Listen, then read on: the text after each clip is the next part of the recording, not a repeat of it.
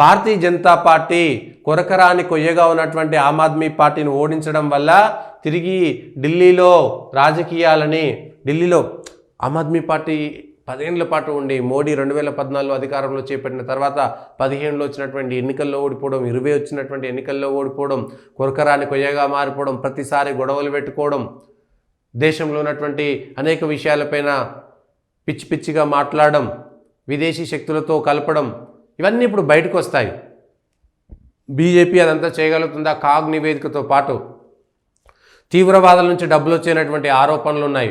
George Soros లాంటి వాళ్ళతో వాళ్ళతోటి కూడా ఉంది అనేటువంటి డీప్ స్టేట్ తోటి సంబంధం ఉందనేటువంటిది కూడా ఒక ఆరోపణ ఉంది. ఇవన్నీ కూడా బయటకు వస్తాయా? భారతీయ జనతా పార్టీ ఇప్పుడు బయట పెడుతుందా? ప్రభుత్వం బయట పెడుతుందా? ఢిల్లీని ఏం చేయబోతుంది? ఢిల్లీ ట్రాఫిక్ జామ్తో పాటు కాలుష్యంతో పాటు మిగిలినటువంటి సమస్యలు, అక్కడ ఉన్నటువంటి ప్రజల యొక్క సమస్యలపైన ఢిల్లీకి 27 సంవత్సరాల తర్వాత భారతీయ జనతా పార్టీకి ఢిల్లీ లభించింది. 27 సంవత్సరాల తర్వాత భారతీయ జనతా పార్టీకి ఢిల్లీ లభించింది.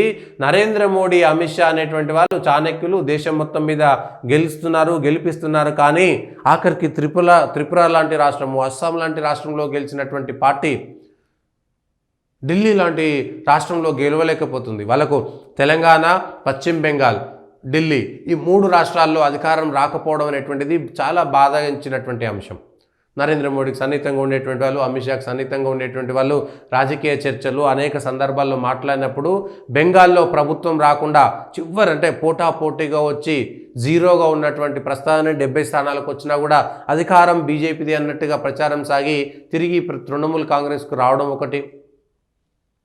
తెలంగాణలో కూడా 2023లో అధికారంలోకి రావాలంటూ లక్ష్యం పెట్టుకొని ఫెయిల్ అవ్వడం, ఢిల్లీలో ఫెయిల్ అవ్వడం అనేటువంటిది మోడీ, అమిత్ షా ఉన్నప్పుడు వాళ్ళ ఇద్దరు ద్వయం ఉన్నప్పుడే ఈ 3 రాష్ట్రాలను కూడా గెలవాలనేటువంటి లక్ష్యాన్ని పెట్టుకున్న ఈ 3ట్లలో వైఫల్యం చెందారు. మిగిలినటువంటి రాష్ట్రాల్లో వచ్చినా పోయినా గతంలో ఉన్నటువంటి కానీ ఈ 3 రాష్ట్రాలు రావాలనేటువంటి కోరిక అట్లనే ఉండిపోయింది. వాళ్ళ పని అట్లనే ఆగిపోతున్నది. ఢిల్లీ అందులో నుంచి బయటకు వచ్చేసింది.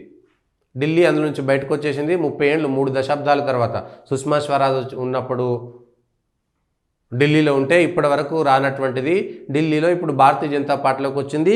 2024లో 20 సీట్లు తక్కువ రావడంతో, 30 సీట్లు తక్కువ రావడంతో దేశవ్యాప్తంగా బీజేపీ పని అయిపోయింది, మోడీ పని అయిపోయింది, మోడీ చరిష్మా లేదు, బీజేపీ పని అయిపోయింది అనుకున్నటువంటి సందర్భం నుంచి మళ్ళా నరేంద్ర మోడీ, అమిత్ షాలు వ్యూహాలు పదునెక్కితే వరుసగా మహారాష్ట్రలో హ్యాట్రిక్, హర్యానాలో హ్యాట్రిక్, ఢిల్లీలో సీట్లు రావడము, ఒక జార్ఖండ్లోనే ఫెయిల్ అయింది. జార్ఖండ్లో భారతీయ జనతా పార్టీ నాయకులు ఐకమత్యంగా ఉంటే గెలుస్తారని మరొకసారి రుజువైంది.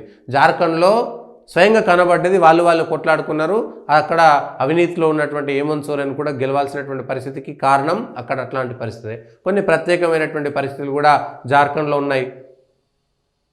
సో ఇప్పుడు వచ్చేటువంటి బీహార్ ఎన్నికలు, తర్వాత తమిళనాడు ఎన్నికలు, తర్వాత బెంగాల్ ఎన్నికలు, బీహారు, బెంగాల్ 2 నెక్స్ట్ టార్గెట్ కింద ఉండబోతున్నాయి.